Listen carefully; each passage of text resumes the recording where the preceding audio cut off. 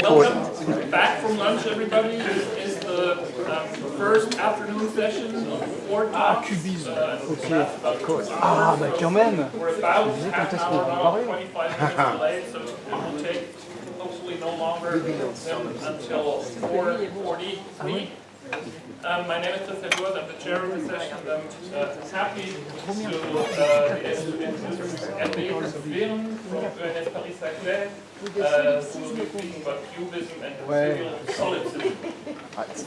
Just me. Hello everybody.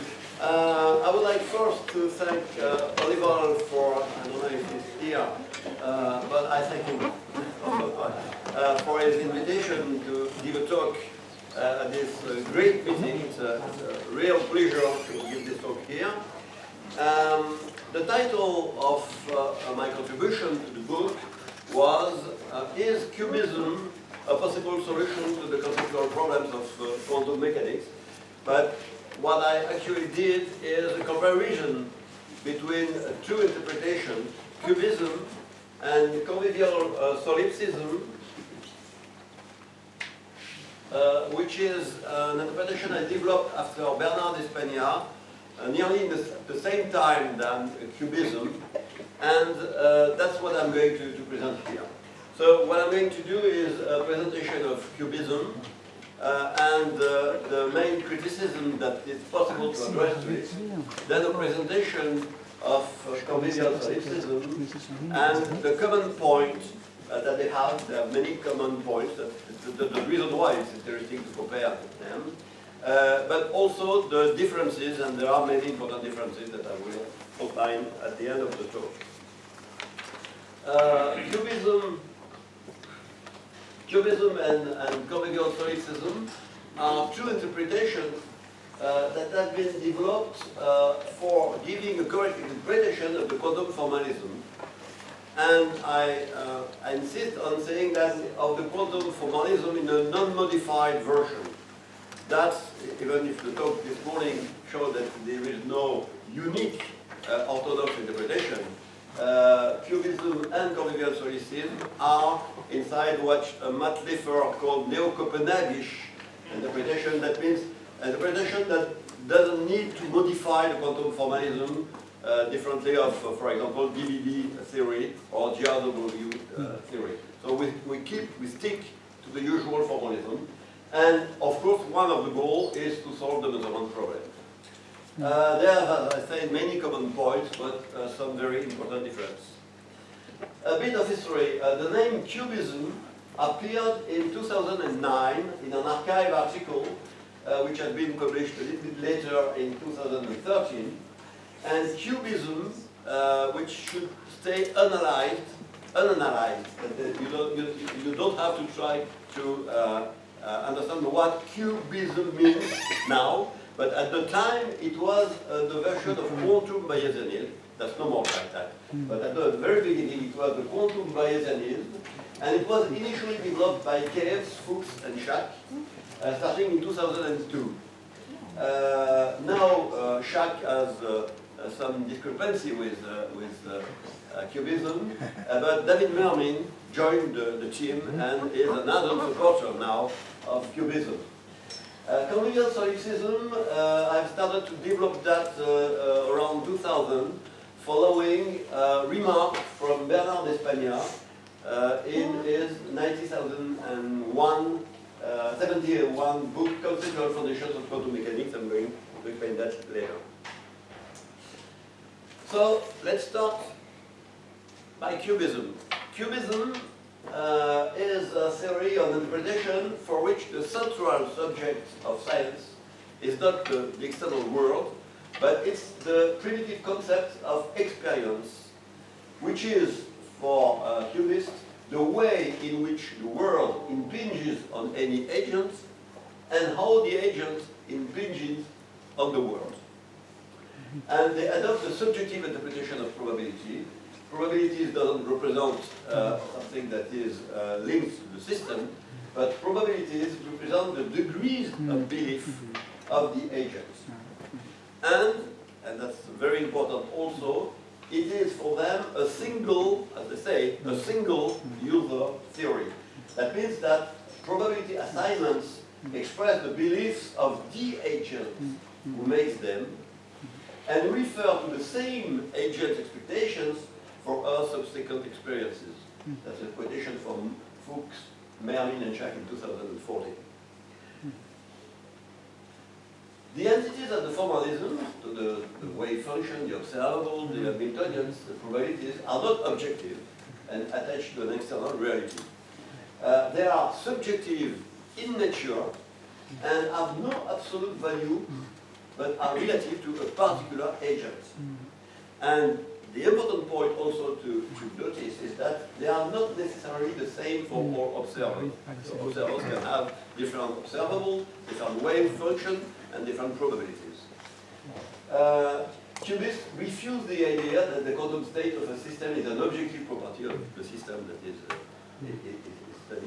just related to the agent. So the quantum state, in this version of QBism, is only a tool for assigning a subjective probability to the agent's future experience. It only represents the degree of belief of the agents about the possible outcomes of future measurement that the agent will do. So quantum mechanics does not directly say something about the external world. This is something that describes only the agent's experience. And a measurement in this interpretation is just a special case of what QBism calls experience, and this is what I described just before. That is any action taken by any agent on her external world. So we have to really understand that this is something that is for a single agent. Of course, any agent can use it. But when you use it, you have to use it as a single and unique agent. You don't share that with others. And that when you're doing actions on the quote, external world, we don't really mention, you have an experience, and a measurement is just the result that you get when you make such an experience. The result of the measurement is the experience the agent gets from her action on her personal world. And in this sense, for QBists, measurements are made continuously by every agent, because every agent is living in the world and is continuously experiencing something. And a measurement does not reveal a pre-existing state of affairs, that's not just witnessing something that is there, but creates a result for the agent. The goal of quantum formalism, then, is only to give recites to allow the agents to compute their personal belief about what will happen if they do such and such experiments. In this sense, that is very close to instrumentalism. Even if they are reluctant to accept that, and when you say to a QBist that he is an instrumentalist, he just questions himself because he doesn't like that at all. But that's a little bit like that. QBists endorse a special kind of realism after Wheeler. That the term comes from Wheeler, and Wheeler is a big source of inspiration for QBism. That they call participatory realism, where the agents and the external world interact in a creative way to give birth to an experience for the agents.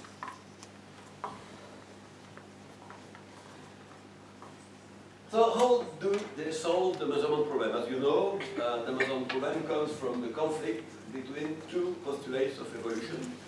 The first one is the unitary evolution coming with the Schrödinger equation that you have to use when no measurement is made on the system, and the reduction postulate, or the collapse of the wave function, you have to use it when you do a measurement of the system.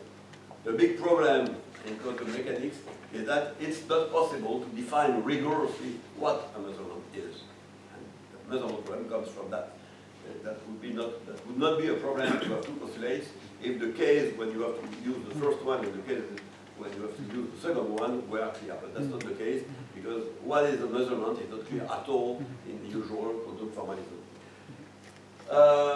For QBists, this problem is solved in an easy way, because the unitary evolution of the wave function, which, I recall that, is only the degree of belief allowed to compute the degree of belief of the agent. And the Schrödinger equation gives the way the degree of belief of the agent evolves in time. So the unitary evolution concerns the change between the belief the agent has at time t0 for the outcomes of a measurement she could perform at t0, and the belief she has at time t1 about a measurement she would perform at t1 superior t0. That's clear. And as the measurement is the experience of an agent, when an agent has the experience of a result, then he knows a result, and the collapse of the state is just the updating of the agent belief after she's got the result. So that's perfectly coherent. Modulo, something that I'm going to say about the way the result appears. But that seems coherent, and that's the correct way to solve the measurement problem.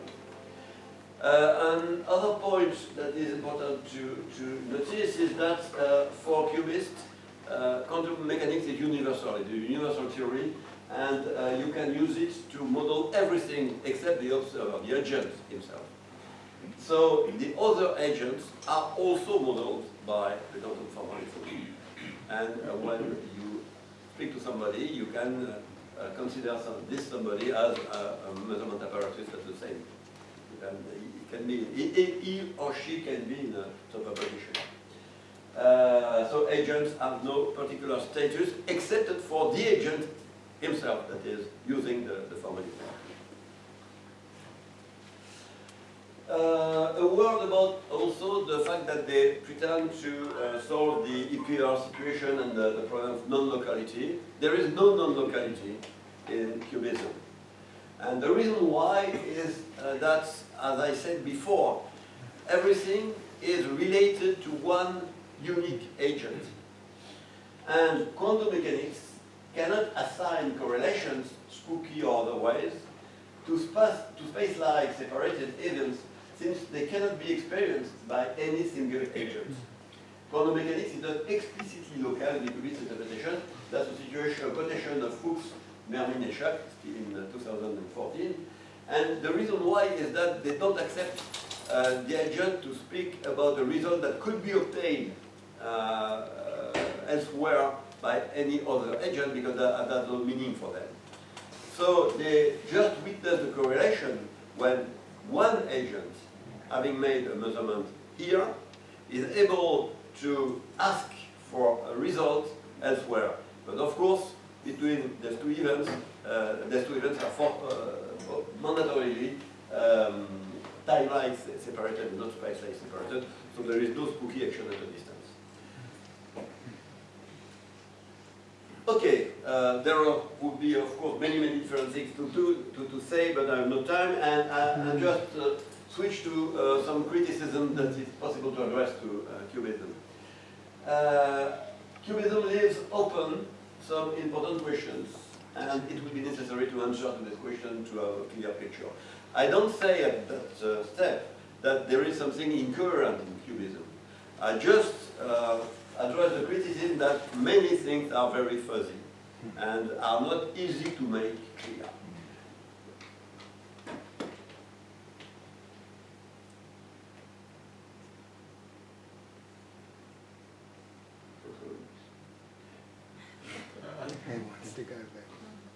Okay.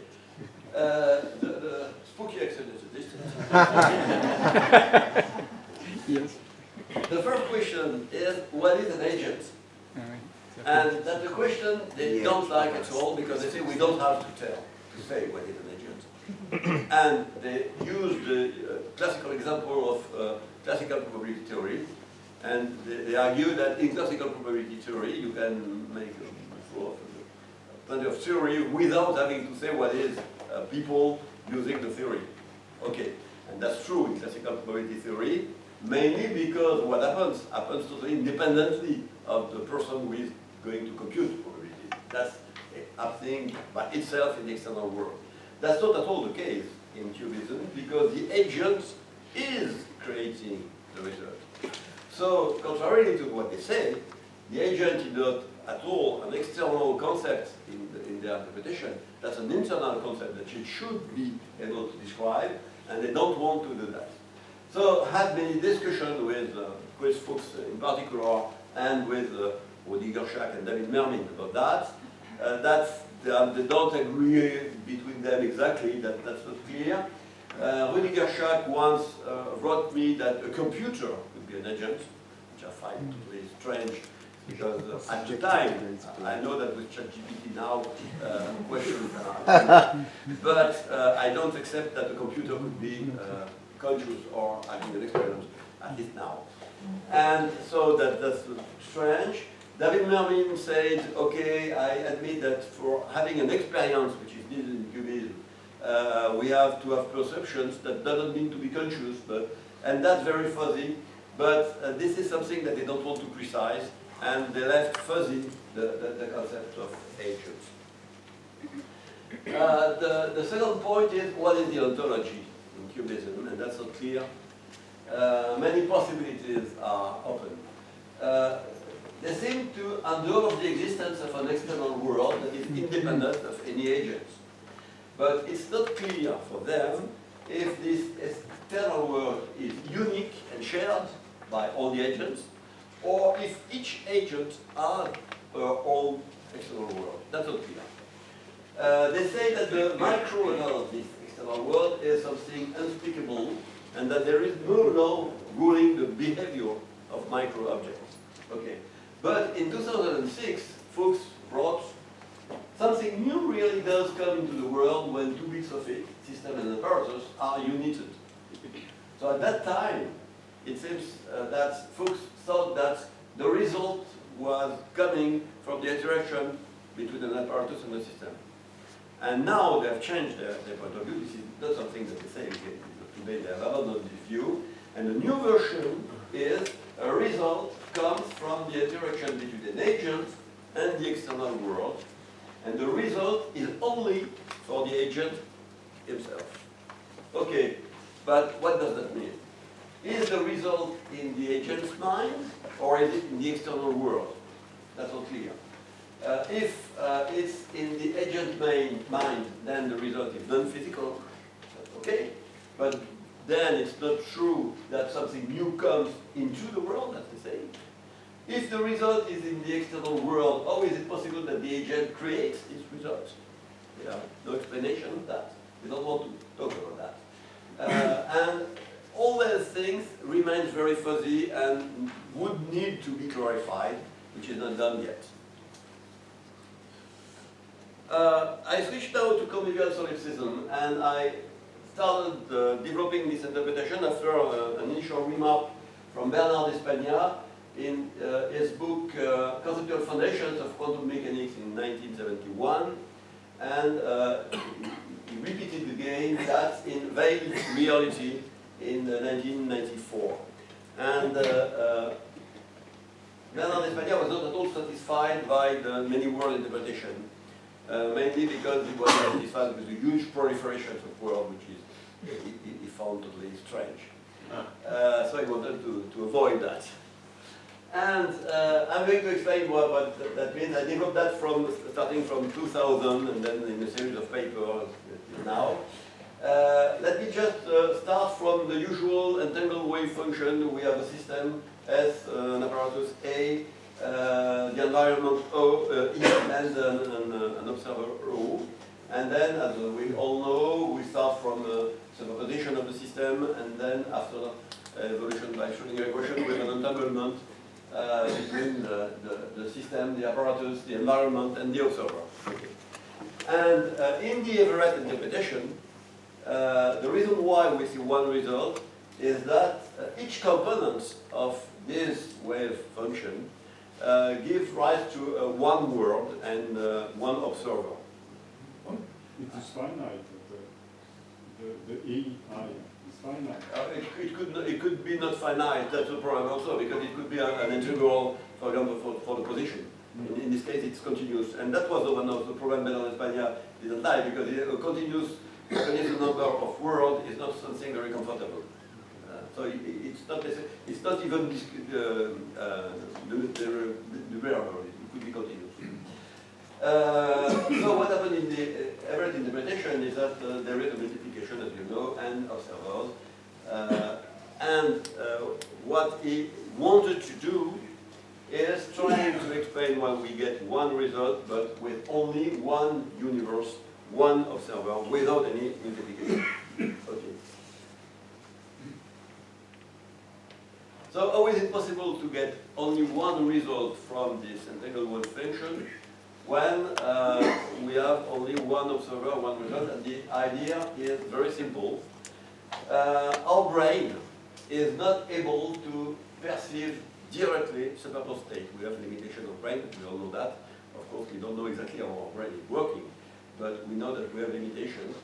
And when we look at a superposed state, then we perceive only one component of the superposition. I'm used to quote here Leif Venman, because Leif Venman said, you know, Leif Venman is a real supporter of average interpretation, and he said the reason we do not experience superpositions is not because they do not exist, but because we are not capable of experiencing several different states simultaneously. And I totally agree with him, but I draw the direct opposite conclusion from him, because from that he deduces that many world interpretation is a good one, and I say that there is no need to have many words and many observers. And for that, I just show you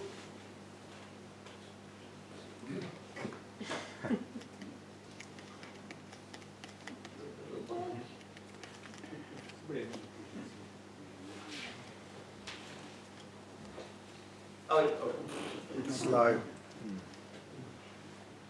Yeah, that's a spinning dancer, okay? And I have no time because the time is running and we have a very short time. But usually when I present that, I ask the people in the room, which stand do you see the dancer spinning? And usually half of the people say clockwise movement, and the other say, oh, counterclockwise movement. Okay. Yeah. I suppose that's the same. And with a little bit of habit, it's possible even to reverse, but it's not easy, to reverse the sense you see the spinning dancer. Okay. Why am I showing that? Just because that's a funny illustration of something.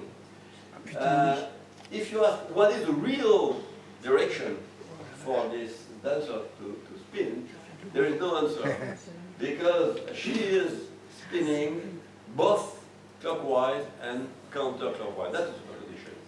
But we are not able to see this dancer spinning clockwise and counterclockwise simultaneously. So our brain just selects one direction. And half of the people, half of the room will see them clockwise, and the other half will see them counterclockwise. Okay, that's just a funny illustration. But what does that mean? That means that when we have a superposition, and of course that's a quantum superposition, but when you have a superposition, our brain selects only one possibility among the superposed possibilities. Okay? And that's exactly what is the mechanism that is used in Convivial Solipsism. The universe and the observer remain physically in a superposed state.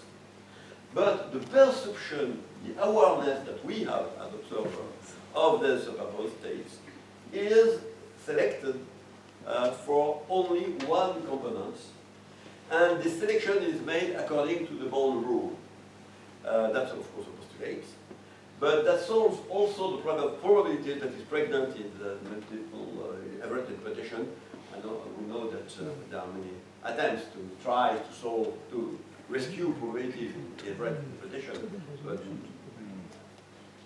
that's not easy. And here there is no problem of probabilities because I explicitly postulate the Born rule for selecting the component that is seen by the perception of the observer.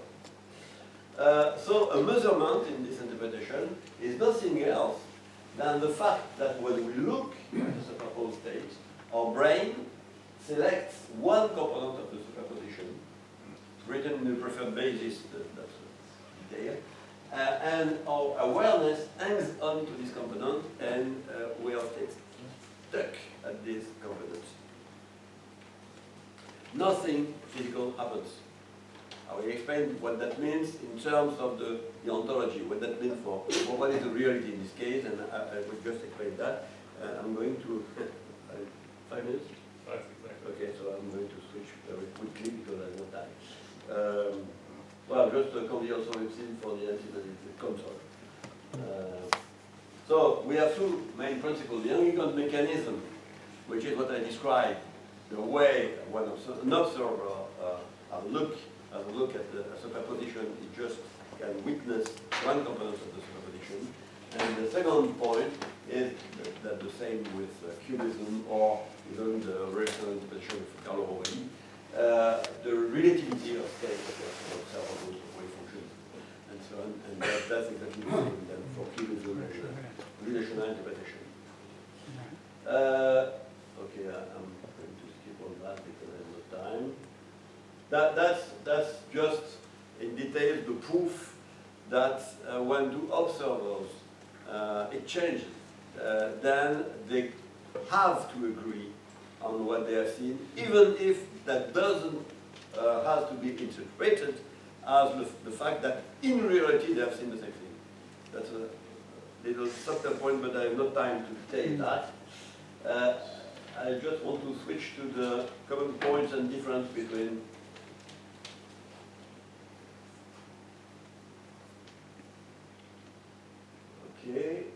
Okay, I show that.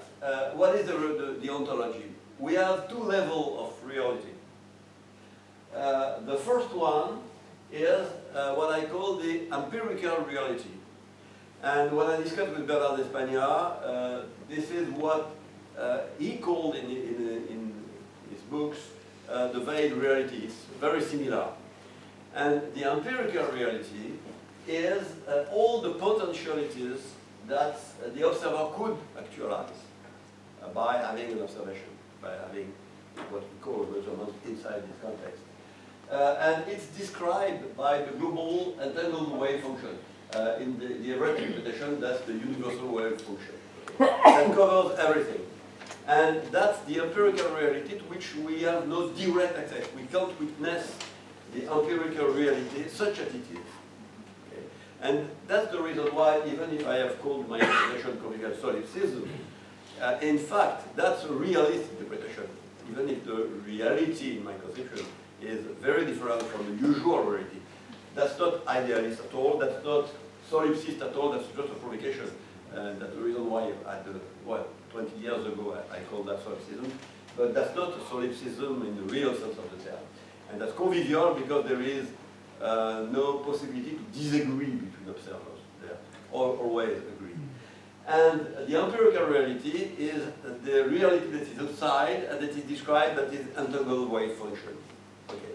And from the empirical reality, we build, each observer builds is phenomenal reality, which is the gathering of all the observation we make, and that is what we call usually our reality.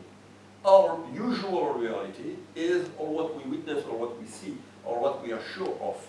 And that's coming from the observation we make on the empirical reality, which is a little bit far from us. And there's two levels are articulated in a way that allows to describe our phenomenal reality, which is the reality that we are used to consider, as a sub-branch of a tree of sub-branches of the global entangled wave function. And this phenomenal reality, so the reality you are used to, is relative to each observer. That is, that we have no way to compare in reality from the God point of view, or a meta-observer point of view, which doesn't exist. It's impossible to state something like, at least so that and Bob saw this, and they don't say, saw the same thing. That's a sentence that is forbidden, because you have to express any sentence from the point of view of only one person. So you can't speak of the direct perception of anybody else. And this phenomenal reality is your reality, and it's relative to each observer. So I switch now to, well, I have the same reason than QBism for non-locality, and I switch very rapidly, that's something else, very rapidly to the common points. So quantum mechanics is about the interaction of an agent, QBism, an observer, Convivial Solipsism, and an external world that is far and not knowable directly. And the quantum state and all the formalism are relative to the observer. The collapse is not a physical event on the system, and the quantum formalism is universal. You can model any agent or observer with the quantum formalism, and the reality is relative to each observer. That's the common point. Now the difference, and I like to state that and what is clear in Convivial Solipsism and not in QBism, and I always discuss with Chris Fuchs saying that if you want to accept that QBism and Convivial Solipsism will converge, what a measurement is and why the observer gets one result is clear in Convivial Solipsism, even if I don't know, of course, to explain why our brain is working like that. But the reason is clear. And the status of reality that I just described is not clear at all in QBism. That's the point that I mentioned just before, and I see that I have just 1 minute more. So, thank you.